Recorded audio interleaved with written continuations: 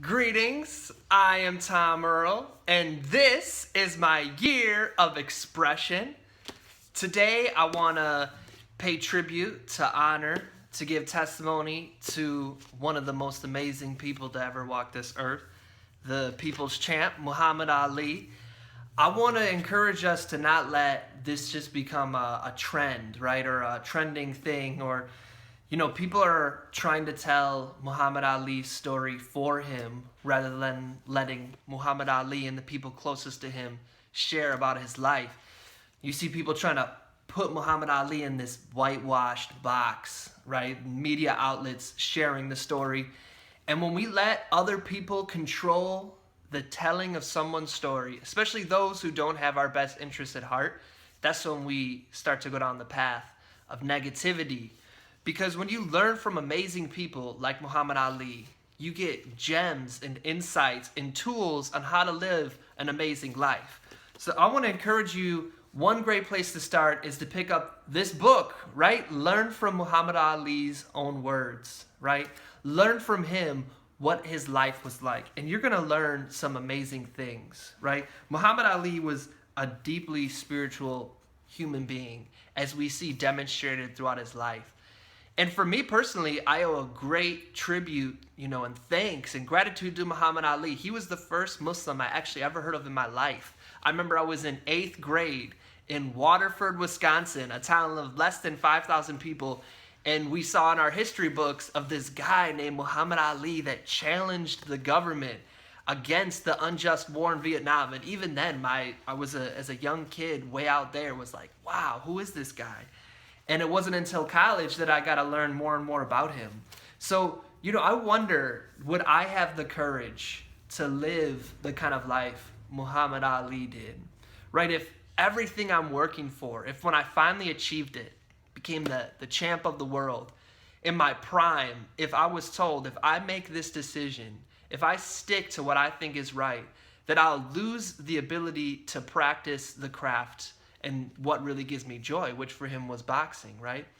And we learned that for him, it was a bigger picture. It was even beyond just the boxing ring. And I want to share with you just a little something that's in his book, just to encourage you to get this yourself. He talks about how everyone wins and everyone loses every now and again. If we didn't experience a loss, we would never know what we're capable of. The important thing to remember is you don't really lose when you fight for what you believe in.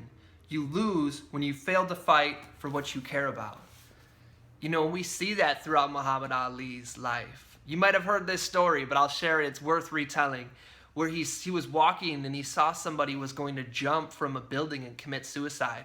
So he ran up and he said to the person, he yelled out, I'm your brother, I'm your brother. And the guy recognized and saw, oh my God, it's Muhammad Ali. And so he got off the ledge.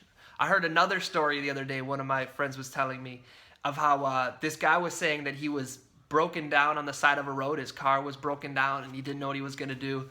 Next thing you know, he sees this Rolls Royce parked behind him. And out jumps Muhammad Ali and runs up and helps the guy. Like, can you imagine? I heard a story too. Somebody was saying, asking, Muhammad Ali, do you have a bodyguard? Right? And he said, no, I don't need a bodyguard. I have the greatest bodyguard of all time, and that's Allah. I want to share with you another quote, right? He says, there was a time when I felt the need to show the world how great I was, but I don't have to prove myself anymore. My life's purpose has changed with time and my spirituality has evolved over the years. Everything that I do now, I ask myself, will God be pleased with this? We may think that we have moments alone, but God is there and always watching. I conquered the world and it didn't bring me true happiness. The only true happiness comes from honoring God and treating people right. Like, subhanAllah, that's so beautiful.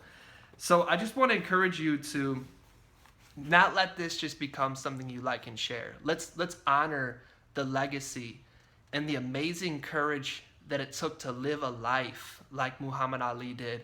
And let's honor that by actually reading and finding out who he is from the source, right? And not let somebody else tell his story for him. So let me just conclude with one more passage, and then I hope you go ahead and get this book or find documentaries or interviews that directly have Muhammad Ali telling his story. It says, "When I look back, I see only what I have accomplished.